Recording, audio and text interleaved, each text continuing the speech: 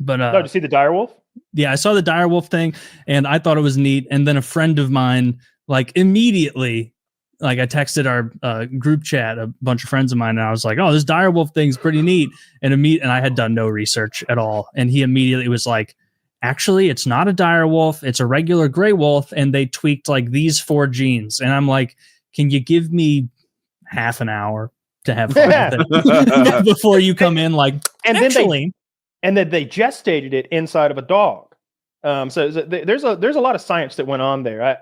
I didn't watch a thing, but I'm sure it sounds like they did some in vitro fertilization and put that embryo into a dog. It's as close to a direwolf as we're going to get. The thing's been gone for 10,000 years. I think it looks like a direwolf is a big part of it. We'll see. Which is still a baby. That's pretty big. Which is also like you saw the like full grown ish photo of it where it looked like maybe 9 months or so, right? Like not just a puppy. Yeah, but if you would have shown me that and said it was a regular wolf or like a giant breed of dog, like, well, sure, like nothing about it's too wild. Well, I don't expect you to be able to recognize a dire wolf since they've been extinct for 10,000 years. But that's fair. I mean, I saw the show. They're just like big wolves. You're like, I've never seen one of those before. That's the point, Mom. That's the point. That's what they're going to do with the chickens. You know, you take the chicken and you start implanting some of those dino DNA traits into it. And start dino DNA. Start reversing that chicken back to something we can market.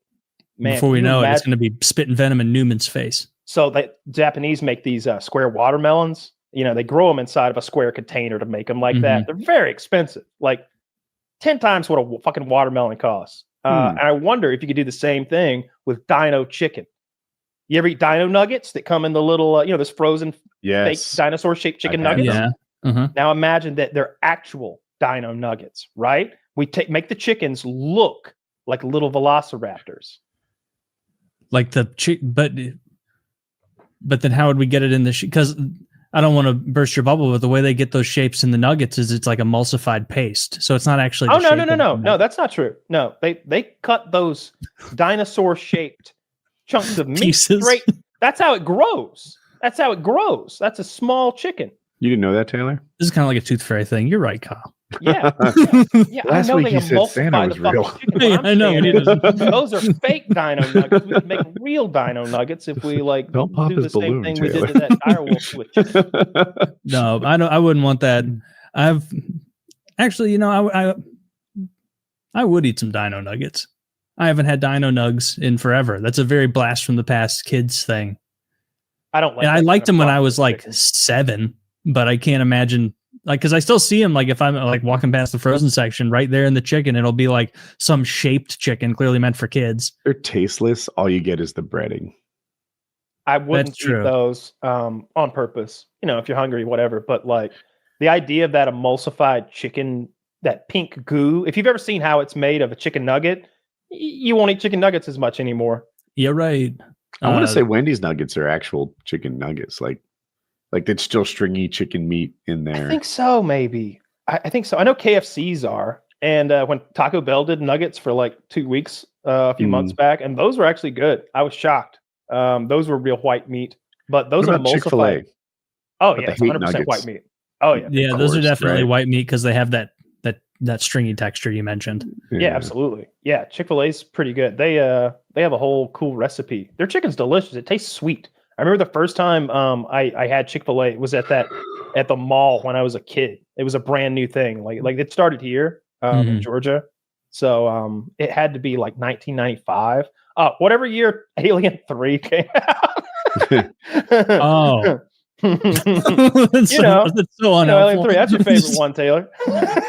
Yeah, of course. Alien 3, 1992. Oh, so that was my first experience with Chick-fil-A, maybe.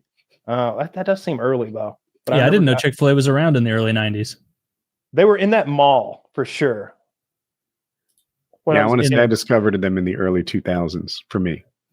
Yeah, I don't remember when I saw my first like Chick-fil-A restaurant, but they had them in the mall next to Sbarro and the Chinese place, and it was just the whole mall smelled like that delicious sweet chicken, and we'd never seen anything like it before.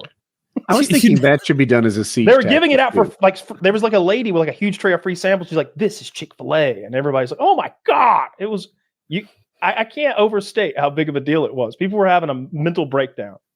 That was always fun at the being a high schooler, and when you would go past the food court, that was always kind of great.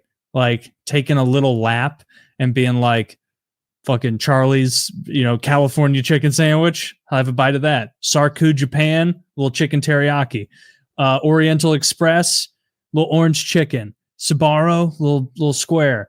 Only who are Chick-fil-A the other did ones the in samples. I can't believe you your had mall samples from all sucks. those places. Only Chick-fil-A would. Well, I mean, it's a big mall, but that was pretty cool.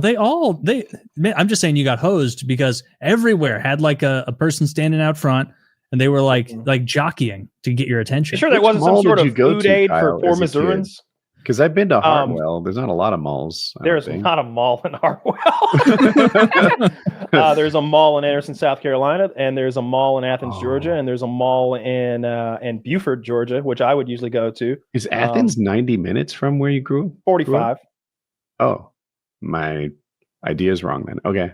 45 to Anderson. Yeah, it's like 45 to Athens and maybe 35 to Anderson, and then maybe like 40 to Beaufort. Beaufort is the Mall of Georgia. It's a really nice mall, and they got like a 70 millimeter movie theater and all that shit. That's the one I would usually go to. But then you get free samples. I think you may have been confusing this as a child with some sort of government food aid for the poor folk of Missouri. That's not true. It was at the West County Mall, and I remember because I would always go around, and then I'd hit the Sarku Japan lady twice, and then I would act as though I was mulling my options, and I would once again go to Sarku Japan, double meat, vegetables, rice, chicken teriyaki. I don't even know what Sarku Japan. I mean, I know, but it's one of the boilerplate stock stand. Like I'm sure there's one in every single food court. Never heard of that in my life. That's a regional thing. No. I just think of that episode of South Park where the Japanese are like stabbing the whale and dolphin with hate in their hearts or whatever. But it's them stabbing just the environment. It's just Indians just stabbing Mother Earth in the ass. Slap in the water. Tires for no reason. Fuck you. It's like they hate it. And I don't like that. Are they the people who like believe that theory. Do they believe in reincarnation? Is that Hindu? That is Hinduism. You would think that a group of people who believe they're going to come back and perhaps have to live as an insect would want the environment to be clean as fuck. They'd be thinking about all the pollen they're going to be eating in their next life and stuff. No, that's true. No, I bet they all think they're going to come back as a cow, as a fly. By the way they treat the world, they just shit everywhere. But I'm saying, like in their head, like I bet a lot of them are thinking they're covering all their bases by being so neat to cows. And so they're like, oh, when I come back as a cow, everyone's going to be nice to me and they're not going to hit me in their weird 3-wheeled cabs. Like, well, I know the cow is like holy to them or sacred to them. But then you've also got a large amount of the population that just eats them. Like there's plenty of Muslims there too that eat the cows. In India? No, I don't think there's many Muslims. No, there are. Oh, I thought they like largely schismed and all the Muslims are in Pakistan and all the Muslims have a lot of conflict with the other Indians. The cows have to be a central part of that. I don't know. Imagine if one person's like favorite food source is the other person's like sacred thing, like it'd be like if Jews ate dogs. We would not be cool with Seinfeld. Hey Kramer, he's like cooking up a fucking Yorkie. Like you wouldn't be watching that show. You can't get on board with that. Yeah, I wouldn't like that. Yeah, I guess I don't like the dog. If it was a Chihuahua, I'd be okay. No, there's no nice Chihuahuas. I wouldn't want to eat a dog, but you know what? If it was served to me, I'd eat it. No, I wouldn't eat it if it was served to me either. I would have this idea in my head that if I eat that dog, then someone like there's like 10 of us here, and like if I eat one of the dog legs, then they might have to go get another dog leg out of the kitchen, and then eventually down the line of the they'll have to kill an extra dog because I ate this serving of dog here. I don't want to. So you're just going to let it go to waste.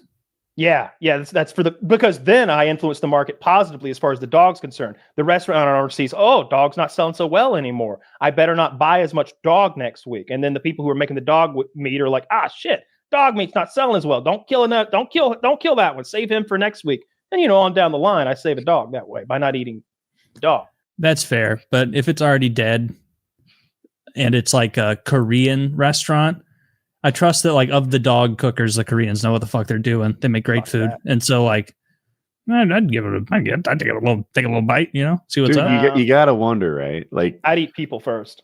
the thing is, Asian food, banger after banger after banger. Thai food, Chinese food, Vietnamese Indian food, sushi, Indian food, Japanese food, banger after banger after banger. You think dog's bad? You haven't tried dog. Maybe it's good. I'm not avoiding I bet it because it could be good. I think it tastes bad. I'm avoiding it because it's dog. We get it, but you're saying that like it's served to you in some little. You're going through Korea, and you're on some like survival like travel show, and you get there, and it's some backwoods place that serves dog. Regardless of your decision, they're going to keep serving dog because they have a sign on the wall that says we serve dog 2,000 a year. And so then like you don't take a little bite. You don't see what's up. I'm telling you, I don't. I love my furry friends too much. I would eat people. Because the average person's a piece of shit. But the average dog's like the best thing you've ever met in your life. Yeah, I wouldn't want to eat right people. about that. I think people are more dangerous because they can give you. Of course, they're more dangerous. Yeah, or maybe that's just eating the brains. And I know you're not supposed to eat brain. Would you rather get bitten by a strange person or a strange dog? Strange dog. Absolutely. Actually, how about this?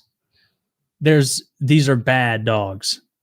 Like these are there's a restaurant that I set up, and we only serve pit bulls that have bit children. That's it. And you know what? Business is booming, and I've got a surplus because there's nothing but meat from pit bulls that bite children. Will you take a bite of my pit bull? My dad, a Scarface's pit barbecue. It's nothing but pit bulls all day. Yeah. And all of it's all just pictures of little kids after facial reconstruction surgery, and it's just like a plaque that says like, "Don't feel bad. They wouldn't." And then you eat them up, you munch. So would you eat at my restaurant? Yeah. You've swayed me. You've swayed me. Go. And it's all about the kindness of the dog. But if you've got a Cujo eating restaurant, I'm down for that because that's clearly an evil dog. Mm-hmm. And that's justice. That's fair. Justice. Oh, speaking of dogs, do you see they did that genetic nonsense and they brought the dire wolf back to life? I thought. Wait. I just wanted to say Taylor's restaurant is going to be named Bon Appetit, but BONE. Love it. Right? Zach, remove this. Remove it from the show so no one takes it. Someone's going to steal the website. Someone's going to immediately get sued by some treat company that's had that name since the 80s. Yeah.